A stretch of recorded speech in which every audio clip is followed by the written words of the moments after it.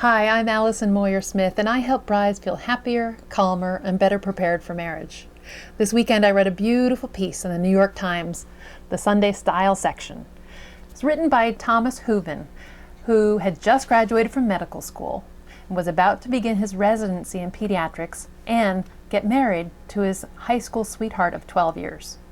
And 3 weeks before the wedding, they went out to dinner, he and his fiancée. They got back to the apartment, and she called off the wedding. He asked her again and again that night, why are you doing this to us? And she couldn't come up with a single reason. The only thing she said was, I don't know. So this poor guy left the apartment at dawn, packed a bag, and got on an airplane to go home to nurse his wounds.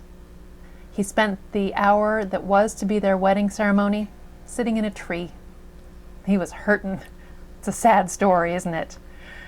Then he had to return, pull himself together, and get back to begin his residency. But instead of being a fresh-faced, eager young doctor, he was the walking wounded.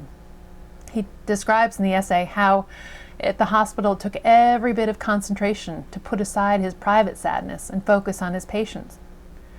But the essay goes on, and it tells beautiful stories, heartfelt stories about his relationships with his young patients and how in working to heal them, he ended up healing himself. And this essay is also about the power of reflection, insight, and time. So let me read a little bit for you. He talks about the turmoil I experienced as an intern left me with a deeper understanding of how pain works, how it feels, how it ebbs, and how it leaves you less naive. I also learned to open up to the important facets of life that my relationship had locked out. Unhappiness, uncertainty, regret.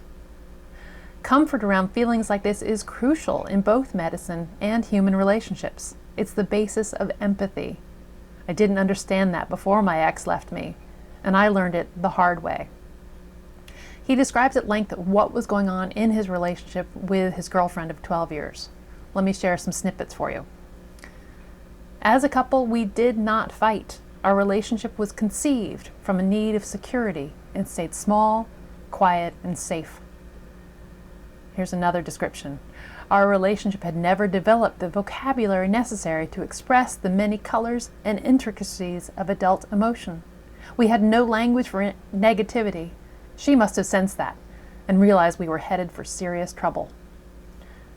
And then, our relationship, so long in the making and so quick to end, was like an ornamental piece of crystal, aesthetically pleasing, but lacking resilience, and, once shattered, irrevocable.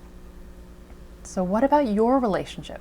Is it like a lovely, exquisite piece of crystal that, under the slightest amount of pressure, shatters? How do you and your fiancé handle conflict and stress, disappointment, uncertainty, grief and loss and challenges? You're going to face all of these things in a lifetime together. And if your relationship is only a happy, perfect place, you need to work on some skills and learn how to tolerate more difficult feelings together. These are skills you can learn. On my website, I've listed a few books that can really help you right away. And also, think about going to individual therapy, couples counseling. Because if your relationship is like a crystal vase, the time is now to get these important emotional skills. Okay, back to the essay.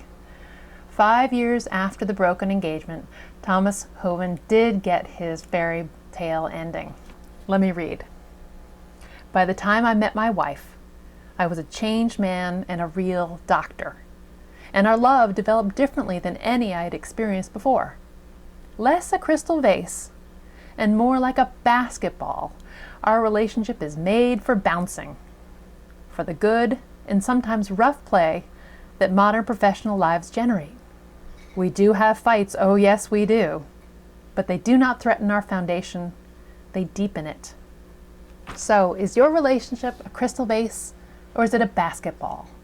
What image would you use to describe your relationship? Leave a note on my Facebook page telling me what comes up for you. And if you'd like to read the essay, there's a link on my website. Thanks.